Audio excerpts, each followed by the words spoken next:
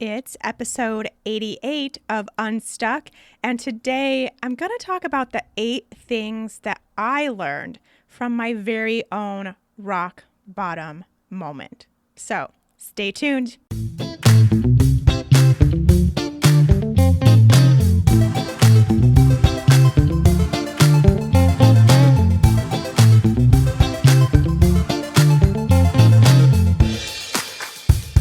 Hey there, friends. Welcome back to Unstuck. This podcast is your safe space to do the work to become the version of yourself that goes after their dreams and just up levels. Let's up level over here. Let's do it. Thank you all so much for being here. I'm so grateful for every single one of you, whether you are an Unstuck newbie. If so, welcome. I'm happy that you stumbled upon my work, or you've been around for 87, now 88 episodes. Appreciate you all so very much. Today, I'm going to get extremely personal, not just a little personal, very, very personal.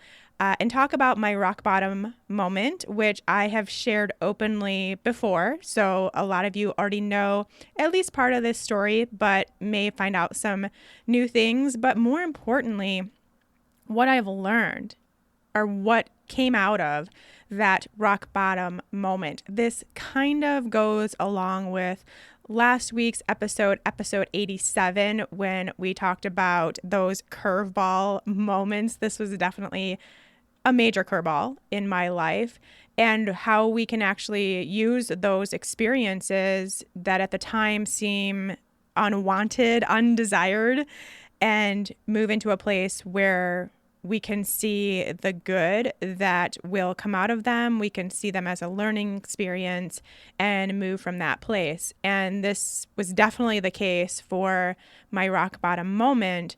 And so I thought it would be kind of a cool thing to do, both for myself, this is a little selfish of me, and for you to see some of the things, the really, really important things that I learned from that rock bottom moment and how I'm now applying them to my life.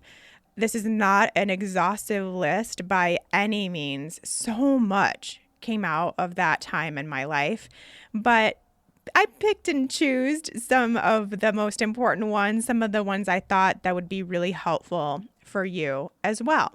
So the purpose of this podcast is kind of a continuation from last week and just finding the good that comes out of some of the worst experiences of our lives. And this is definitely the case for me, and in particular, this rock bottom moment. So I'm going to go through that. I want to start. This is not, it's a quote, but I don't know where it came from. I don't know who said it. I don't know if I just said it, but this was something that as I was creating and writing the notes for this episode, I went back into the notes section of my phone, which is where I just keep basically everything that goes on in my head. I just type into my phone, and sometimes I look at it later, but quite often I don't. It's just a way for me to store things so they don't have to be stored in my head. And so I went back all the way back to 2016, and this was October 25th of 2016 to be exact, and found something that I had written that I think really encompasses where I was at in this point in my life. This is really where things started to shift for me, because my actual rock bottom moment was in September of 2016. And so I was kind of on the path of coming out of it and learning what I am now going to share with you. These 8 things, I was in the process of learning these things. And I wrote, quit using what you don't have as an excuse to not feel good. Don't know where it came from. I might have made it up. I might have heard it on a podcast or at the time I was listening to Abraham Hicks on YouTube so much. Might have been something they said. I don't know, because I didn't write it down. So I hope I'm not plagiarizing or doing any sort of copyright infringement by saying this on the podcast, but I think I'm okay. So let me repeat it. Quit using what you don't have as an excuse to not feel good. And I think for a long time, that's what I was doing. So let's talk about that. Let me go over in detail my rock bottom moment. And I guess let me preface by going over what life was like for me before my rock bottom moment, because it will help for you to see the transition or transformation even that I made because of this point in my life. So before my rock bottom, I was a completely unaware individual. And unaware in the terms of what was going on in my head, my thoughts, my emotions, my beliefs. I was just completely tuned out from all of that. I didn't even think about it at all. I was pretty obsessed with my self-image. I had spent years, we're talking 20 years, dieting chronically. My main pastime was working out. Basically, anytime I wasn't working, I was working out. So sometimes that was hours per day.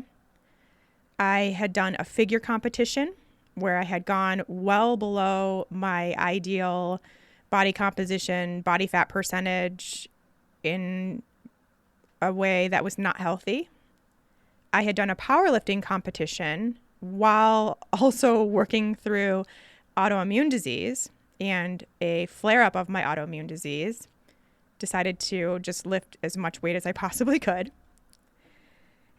I was constantly stressed and worried about money because at the time I was working my personal training business and not making money at all. Bleeding money, you could say. So I was constantly stressed and worried about money, barely making ends meet, just kind of sort of paying the bills, but also racking up a ton of debt in the process. So that was me right before this happened. And then I got sick with this mystery illness. You guys know, I think most of you know the story. If not, I share it quite often in this podcast at the beginning. But around the end of 2014, I think it was like November 2014, I started getting really sick and not knowing why. None of my symptoms made sense. At the time, I was going through the NTA program, so I was already really interested in nutritional therapy. I was eating a paleo diet. I was, working out a little extreme workouts, all that stuff, but none of it made sense. And I kept getting sicker and sicker and sicker. And it took about a year for me to finally find a practitioner that was able to help me and diagnosed me with toxic mold exposure. Also, the actual name of what you're diagnosed with is chronic inflammatory response syndrome, or CIRS, C-I-R-S, because of toxic mold exposure. And so just had this whole process of getting sicker and sicker, not understanding what was going on, trying everything I knew how to do, the diet, the supplements, the stress relief, the self-care, the meditation, the sleep, the water, like everything I knew how to do. And nothing was working. I was getting sicker and sicker and sicker. Come to find out, that was my diagnosis. I had to go through a very rigid protocol in order to start feeling better. And that protocol left me and seeing this doctor who was not covered under insurance. It was a functional medicine doctor, and everything I needed, the testing and the treatment and everything was super expensive. So I was getting further and further and further into debt.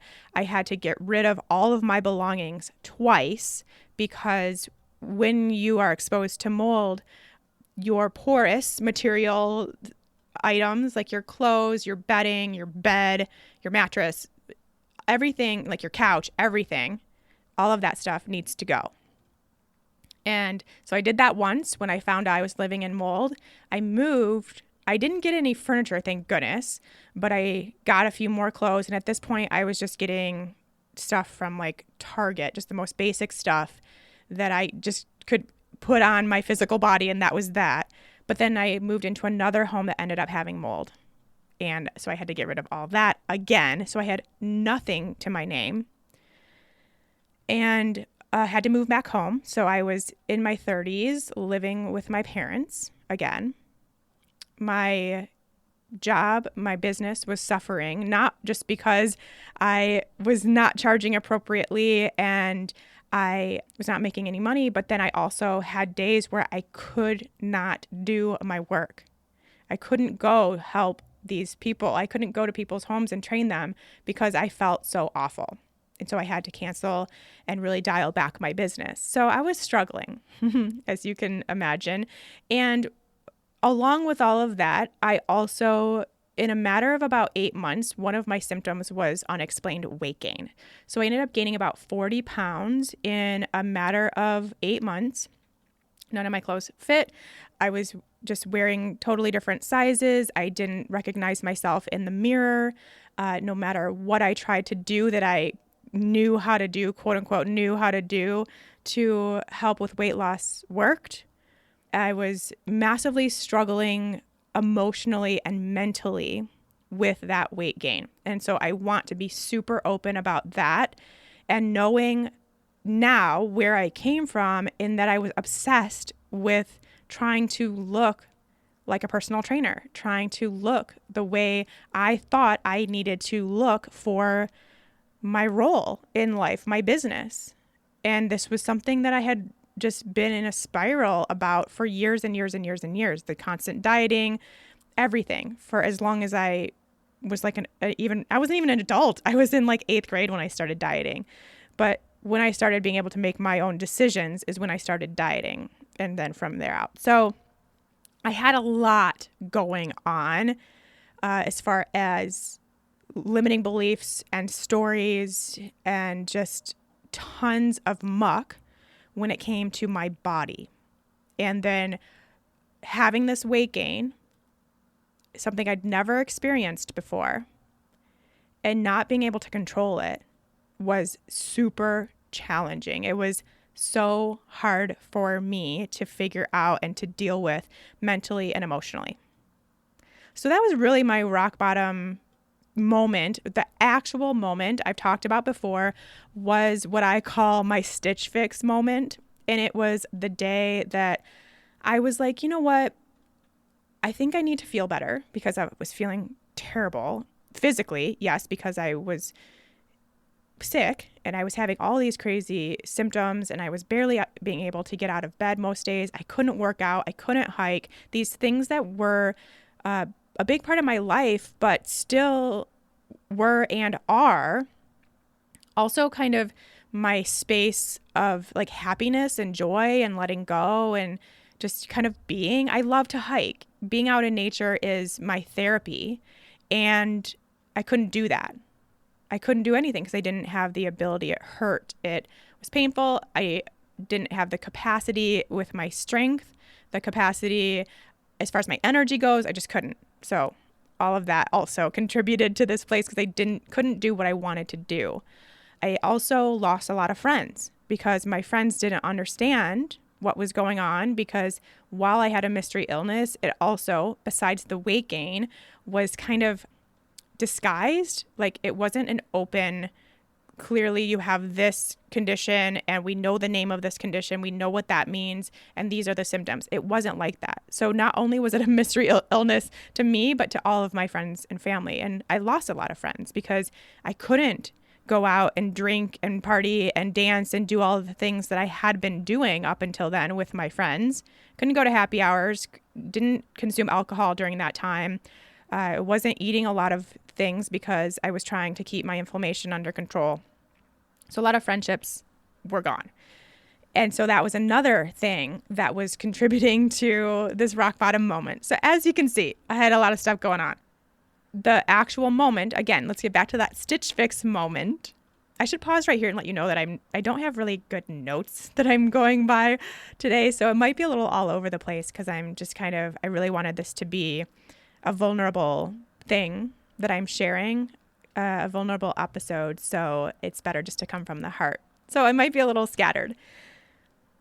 Rock bottom moment, stitch fix moment. Decided I could potentially start feeling better. Maybe if I invested in some clothes that I felt comfortable in, that I felt comfortable wearing, and thought Stitch Fix would be a good place to go since I didn't know how to dress the body that I had at that point.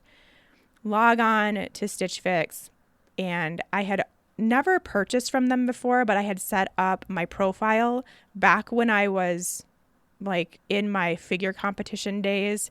And so my profile had my sizes from those days where it was like extra small, 2 in pants, 2 size dress, just stuff that doesn't matter. But at the time it mattered to me. And it broke me down because I had to erase those sizes and put in my new sizes that were well beyond that old profile.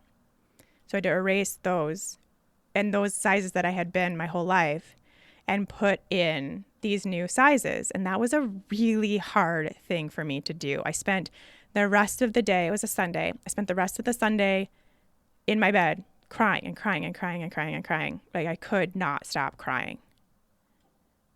And that was my rock bottom moment, like the actual moment. As you can see, there was a lot leading up to those tears. It wasn't just my new size and having to erase my old size, but it was everything. It was just really coming to a head how much my life had changed, how much of what I wanted in my life was no longer. The friendships that I wanted, the hiking and being out in nature that I wanted to do, the movement and the exercise that I wanted to have, the body that I no longer had, the health and just feeling good. I never felt good ever. And I wanted that so badly. So really it was a culmination of all of it that finally I got out of my system and just basically put into all of those tears and cried. And when I was done crying that day, I had this moment. I will never forget it. I don't know how to explain it. Maybe you all have had a moment like this, especially if you found yourself in this rock bottom place where I was sick of it. I could not stay there anymore. And I knew if I stayed there, something bad could happen. And I wasn't prepared for that. I didn't want that. And this was my chance to choose something different. So it was almost like I had, and now I can kind of see it as being this kind of spiritual inner experience where I let go of that emotion, that energy that I was carrying. And as I did, I was able to open up to a new idea, a new concept. And that spurred all of this. Everything that I teach you now is what I went through from that moment on. What I learned, what I experienced, what I did for myself, and how I got out of that rock bottom moment to now living the life of my dreams. And yeah, that was end of 2016. So we're talking 4.5 years. And getting to that point and still moving that way every moment of every day, because as we know, your dreams are always expanding. So my next level self is still out there and will continue to always be out there, which is great. But how did I move out of that and all of the things that I learned? And so this really, what I'm going to share, these 8 things I learned are everything that I now put into my work here with you all and with my entrepreneurs in Unstuck Entrepreneur, and with those of you who are in this space of needing help with your body image, how you're perceiving illness, how you're perceiving dieting and what you can and can't control in the Unstuck Project. This is the work that I do now. And it all happened. It all started right there at that moment, the Stitch Fix moment. All right, so let's go into these 8 things. I'll try to keep them kind of short. As I said, very few notes. I basically just have the 8 things listed. I don't have any notes, so I might kind of ramble a little bit, but in the effort to be vulnerable and share my story with you in a very real way, that's just what we have to do here. The first one, body neutrality / body acceptance. As you have heard from that story I just shared, this was so hard. Probably the hardest one, I would say, in fact, and I struggled with it beyond a lot of the other things I'm going to talk about today with you. This was one that really lingered. Those stories really lingered, those emotions, those thoughts. My ego didn't want to give them up. And what it really came down to when I was able to make a shift is that I got to the point where I was so fed up. I was so fed up with myself and those terrible things that I was saying to myself in my head and how I was feeling, and how every single time I looked in the mirror, I wanted to cry, and I didn't recognize myself, and I was upset, I was angry, I was frustrated, I was sad, I was disappointed. I was so sick of feeling like that because of my body. I just was over it. I was so over it, and I knew I could not go on living this way, and that I deserve to live my life fully and completely and from this place of love and acceptance, no matter what size my pants are, no matter how I look physically. I still get to live the best life ever.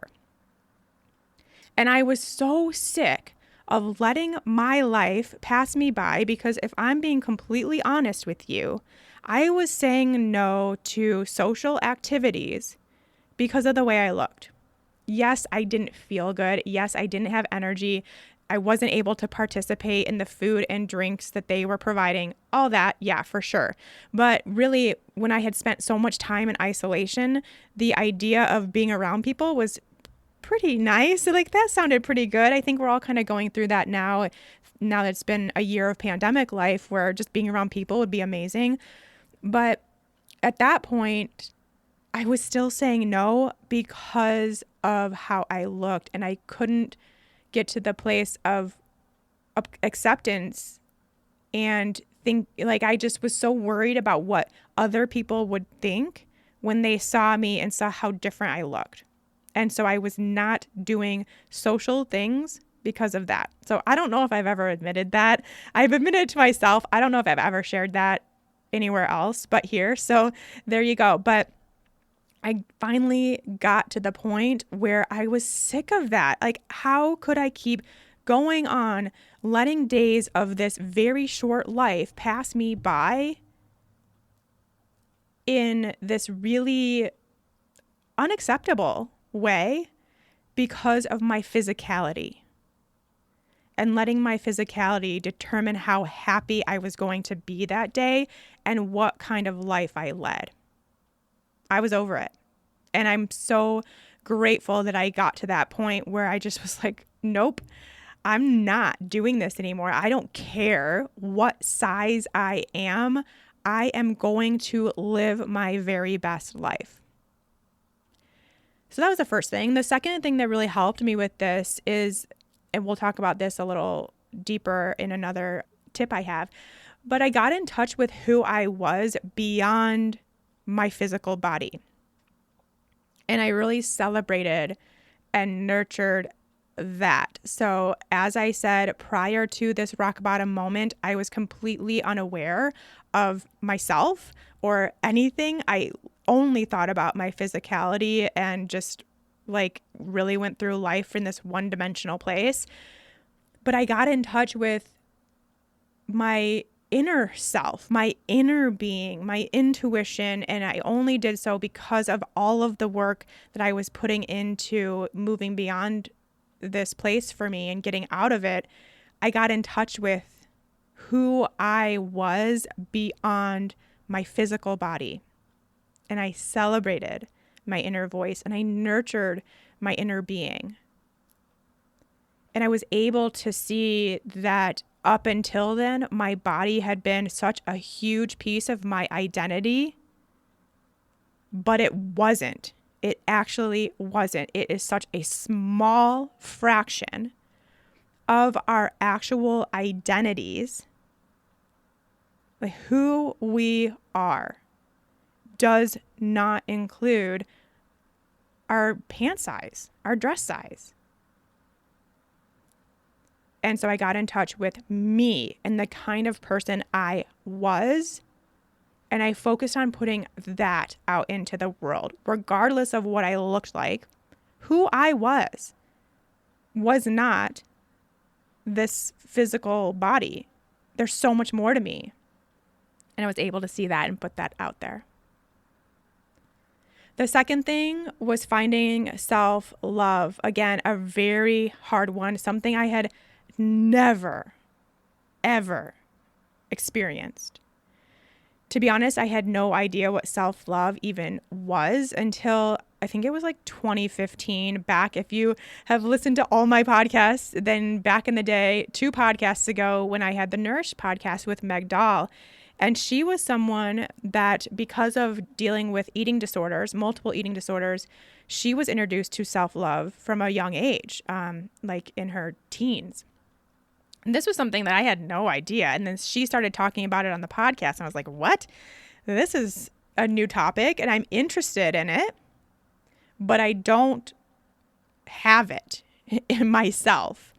And it really wasn't until this point in my life, this rock bottom place for me, where I had no other choice but to find it. Because when I was working on this new identity and really getting in touch with who I was and who I am beyond my physicalness, once you get there and you start realizing what an amazing person you are beyond your body, and I'm not like trying to toot my own horn. We all are amazing beings, regardless of what we look like on the outside. And once you start doing that work and getting more in touch with that version of you, that identity, it gives you the space, or it gave me the space to love that identity, to love that version of me, to love who I was. Another thing that helped in my ability to find self-love, especially at this moment, and I think this is something that if you have ever not felt like yourself, if you've ever been through any sort of illness, injury, even any just like random symptoms that have you feeling not like yourself, we often come down really hard on our bodies. And I had been doing that. I was really frustrated with my body for like doing this, for having so many of these random symptoms and situations occur because of the environment, like this external environment factor. But it got to the point where I was able, because of the work that I had started to do and the self-love that I had started to create, that I was able to see how hard my body was working for me. And I had spent so much time thinking that it was working against me, that it was sick and tired and in pain and holding on to weight, and it wasn't allowing me to have energy to work out or go on hikes or do all these things that I love to do. But then I was able to reframe it and to see that what was actually happening was it was working for me. My body was coping and healing and working to find equilibrium and working to find the place of health that it knew and it wanted. And in doing so, from a place of protection, was manifesting these symptoms, just as simply a way of protecting me and doing what it's meant to do. And so if I was able, as I was able, to see how hard my body was working for me, I really was able to come to this new place of compassion for my body and love for my body and acceptance and appreciation, which can be kind of hard to do when you are struggling so much. But once you understand that your body is always working for you and always seeking out that equilibrium that it knows, and in doing so may create things that don't feel great for you or that you don't want to experience. But when you can find that place, it really shifts everything, and you can't help but feel a sense of compassion and love and appreciation for what your body's doing for you. So self-love was a really, really important one that I think still we have the idea that self-love is kind of frilly or frou-frou or not something that is required, and we can just keep going on hating ourselves or wishing things were different or not appreciating ourselves and who we are, not even taking the time to find compassion or love or acceptance or any of that. And we can't. It's a must. We have to. We have to. And I'm so grateful that I was able to do that then. All right, number 3, acceptance of the crap. We're calling it the crap. My rock bottom moment was full of crap, as probably most rock bottom moments are. And I was able to, up until that moment, I was just really in the spiral of like, what if this is my life? What if this is my forever? What if I never feel better? What if I never lose weight? What if I never fit into my clothes again? What if I can never go hiking again? Like the what ifs, and the nevers, constant. And that spiraled into a lot of negative emotion, as you can imagine. But after that moment, I was able to get to a place where I saw this as my now. I did a lot of work on focusing on the present and remaining present. And in doing so, was able to get to this place where this is my now, not my forever. This is my now, not my forever. This is my now, not my forever. And that came with this ability to accept the crap. Accept the crap, because life isn't always going to go as planned. Life is not always going to be easy. There's going to be crappy times. And to just kind of sit in this place of acceptance. Now, I don't know that I ever got to a place of appreciation for the moment. I appreciate it so much now. I'm so grateful for that experience. But did I ever get to the point of appreciation then at the time? I don't know. I don't know that I did. But I did get to a place of acceptance.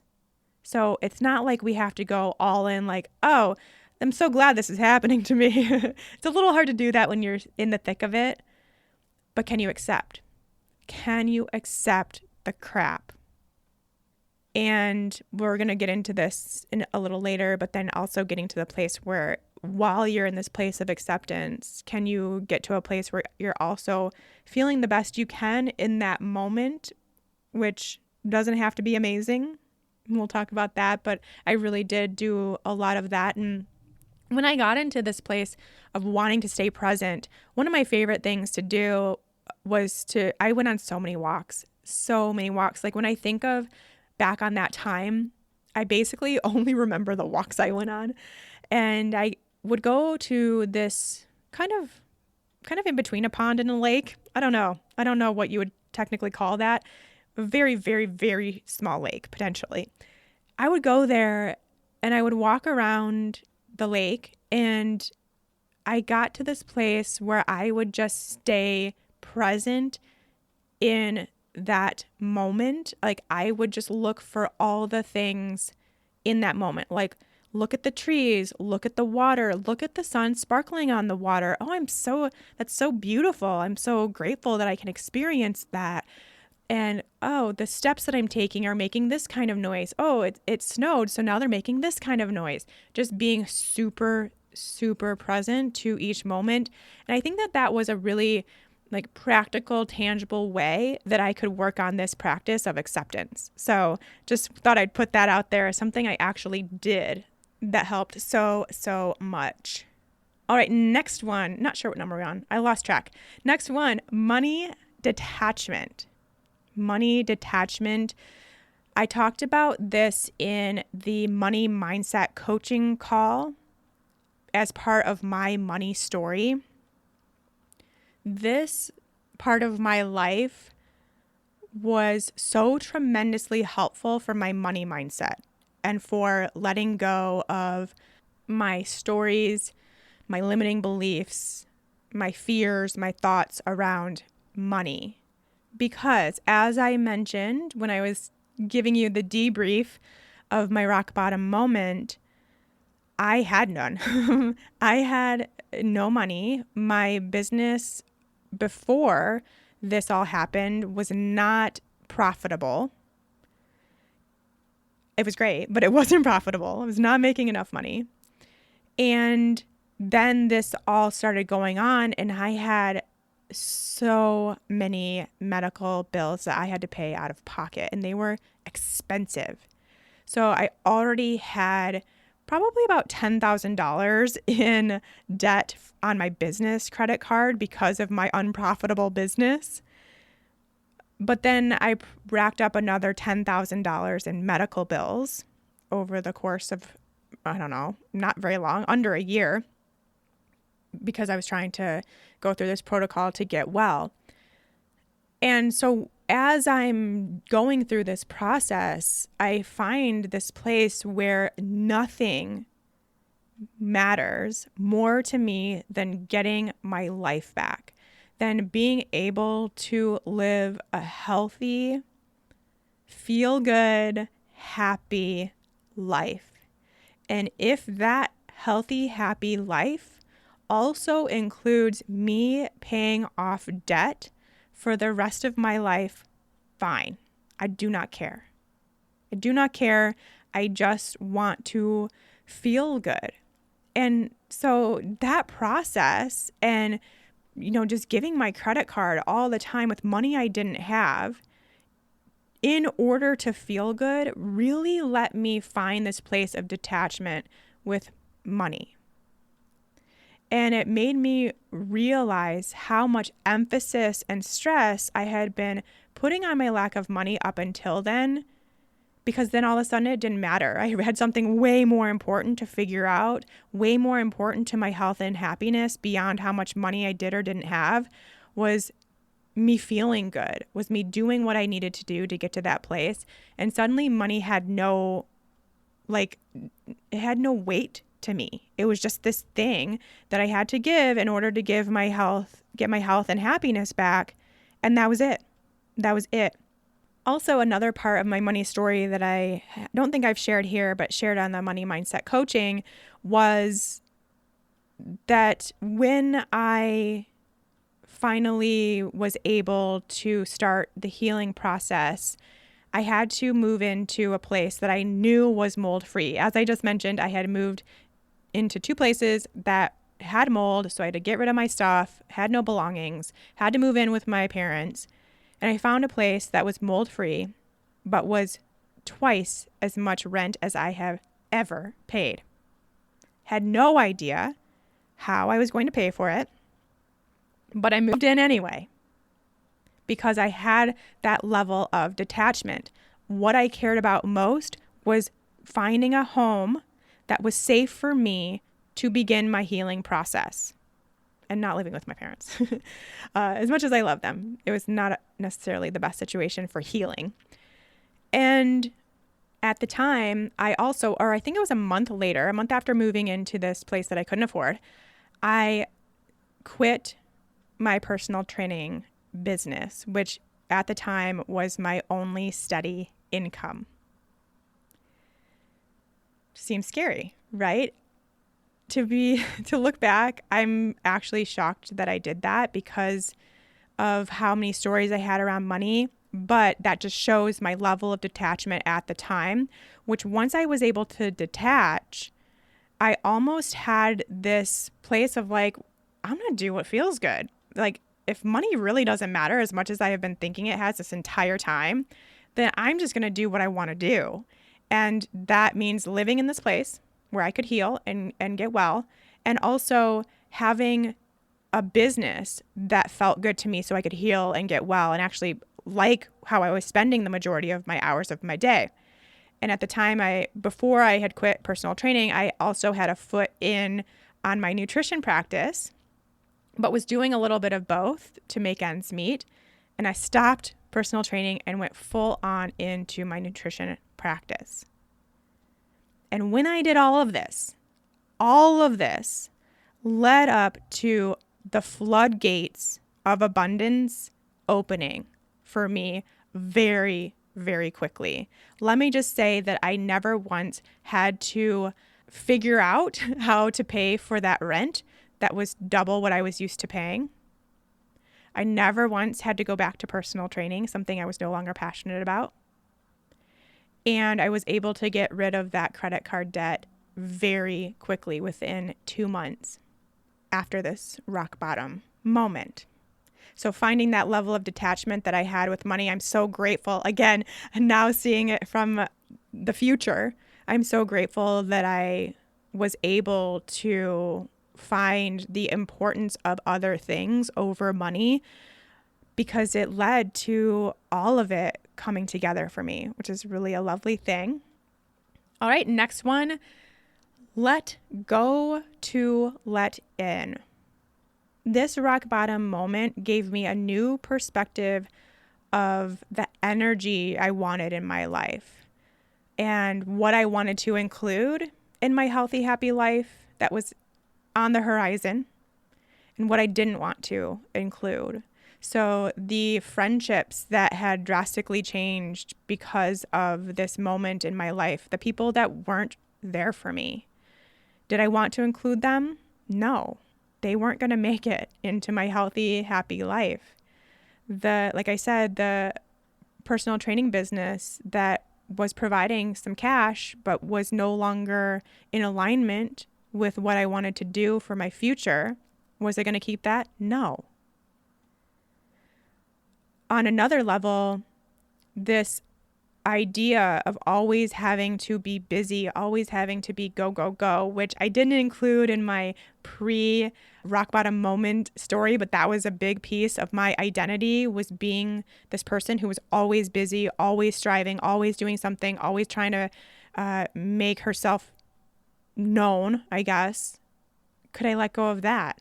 Absolutely. I didn't want to be busy. I didn't want to always be doing something. I wanted to take care of myself. I wanted to have time and space to learn more about myself and to expand. To let go of thinking I needed to look a certain way. I did it. I let go of needing to look a certain way, or thinking I needed to look a certain way. It was a challenge, something I really had to dive deep into myself to understand, but I was able to do that. Letting go of my stress and fear around money, which I just talked about. And another one I haven't talked about yet, letting go of needing to be in a relationship to be happy. This was a hard one too. Another thing I didn't include in my pre-rock bottom moment, and really in the process of getting to my lowest of low, I was single the entire time. I'd been single for about 5.5 years, I guess, at that time. And I wanted a relationship. I really wanted to be in a relationship. Now, looking back, again, would it have been a good thing necessarily for me to go through all of this in a relationship or while trying to foster a relationship? Probably not. I think I had a lot more growth for myself because I was alone and I was able to do this work alone. So, of course, it all worked out, as it always will. But I really did want a relationship.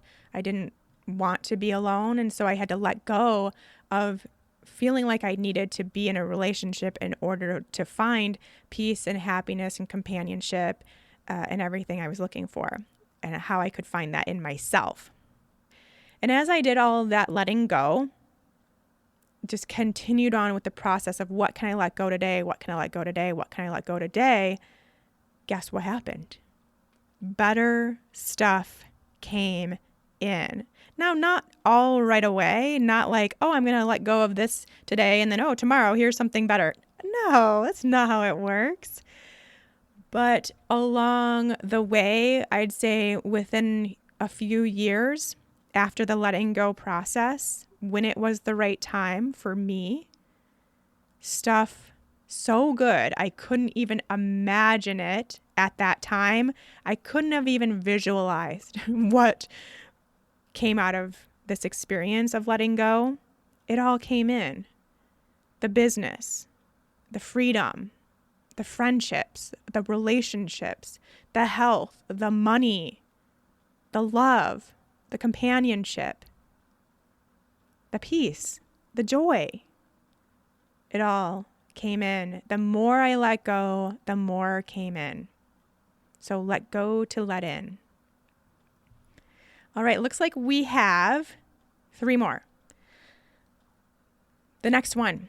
Life happens from the inside out. And this is really what all of my work now teaches. This is what I do. And this came at this point in my life. My entire purpose and passion and business came out of this rock bottom moment when I realized for myself that life happens from the inside out, and then consequently also realized most people aren't living that way, and I could really help others with this.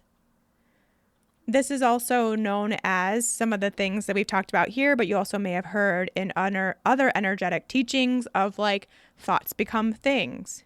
You get what you focus on. Those kinds of things. It all means the same. But as I began switching my focus from what's going wrong to what's going right, I legit started getting so much more good in my life. It was like as I flipped that switch, and at the time, rock bottom moment, remember, there's not really all that much good going on. There's really not. So I had to really do work to figure out what was going right that I could focus on, while it was really easy to focus on everything that was going wrong. Like, it was right in front of my face. It was right in front of my face. It was every time I tried to look in the mirror. It was every time I tried to do a workout. Every time I tried to go for a walk and it hurt. Every time I tried to teach and my brain wouldn't work. These things. It was right in front of my face. But could I instead focus on what was going right? And as I did that, as I made that an objective of my life, so much more good came into my life for me to focus on. Like that switch was made. I began to heal. I made new connections. I formed new friendships. My business expanded. I was able to show up in my business as the person I wanted to be. I was able to help so many people and really connect with clients and do all of this amazing work. And the money flowed in too. It's hard, I know. And if I go back to that thing that I wrote in my notes, quit using what you don't have as an excuse not to feel good. I was doing that, but then I made it a point.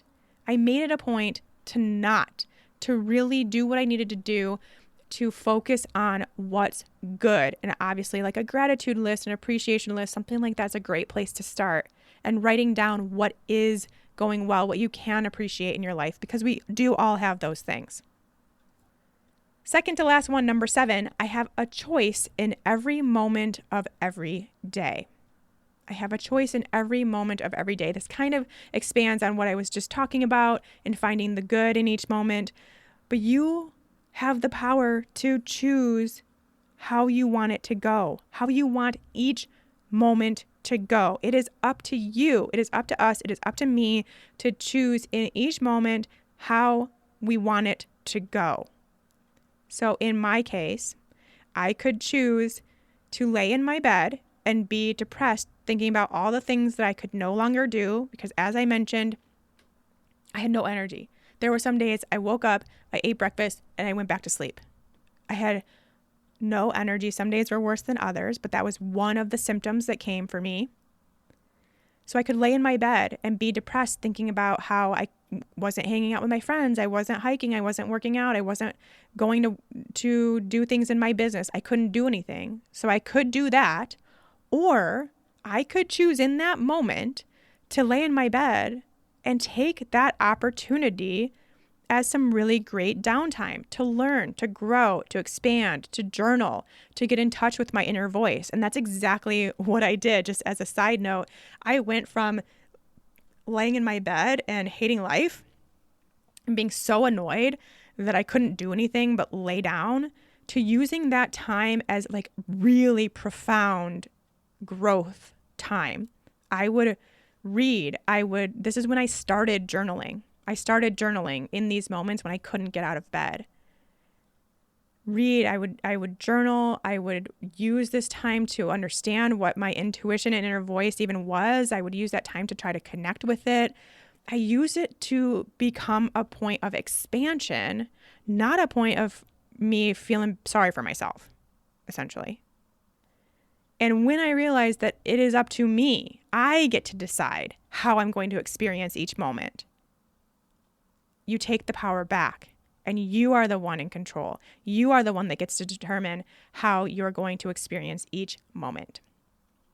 All right, last one kind of encompasses all of this.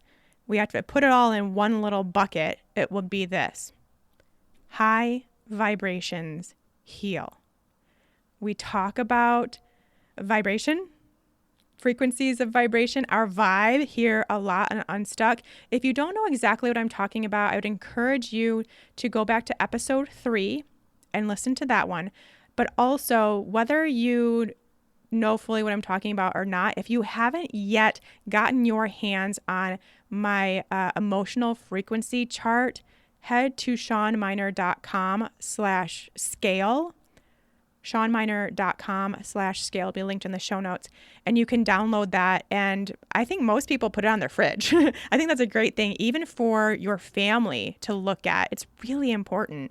Or, at your desk or something where you tend to be a little wonky with your vibrations.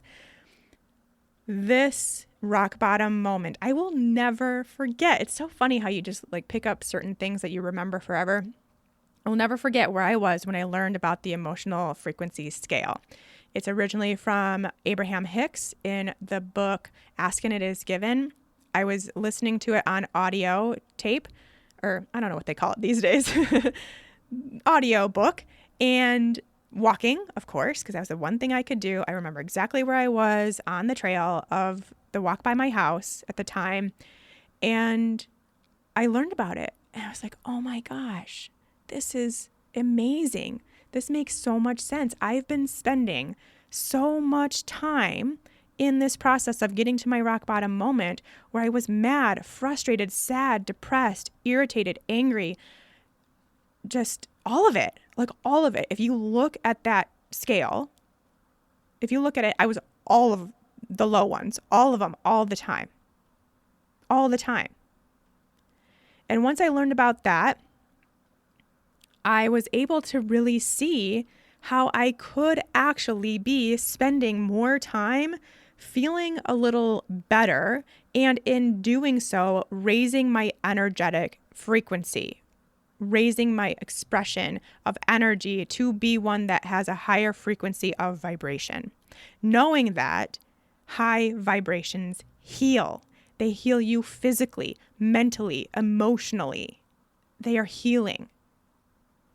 And so really from that moment on that trail, I decided that this was going to be my job.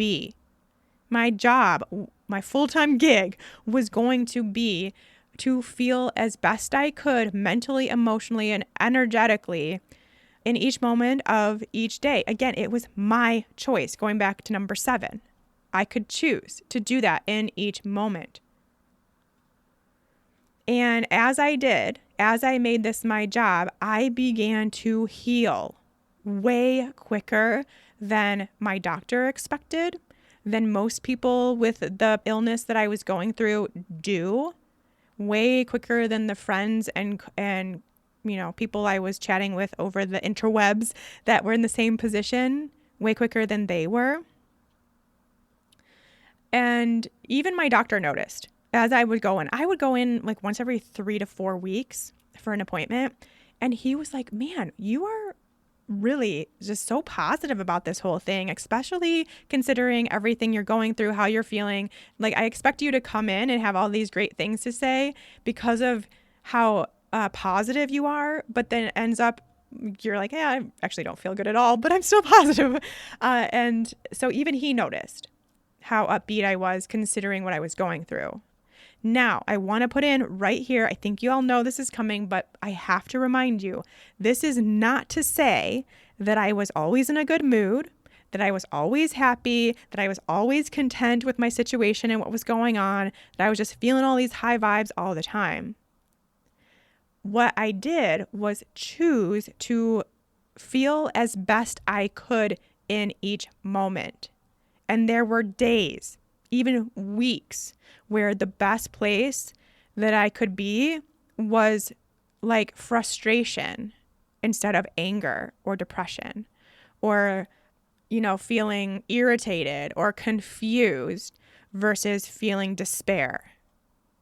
So it wasn't that all of a sudden I was just being like, okay, cool, I'm just going to be happy and totally content with everything that's going on no matter what. And I'm just going to pretend to feel better when really I don't feel good and I don't like what's going on and I wish this would end.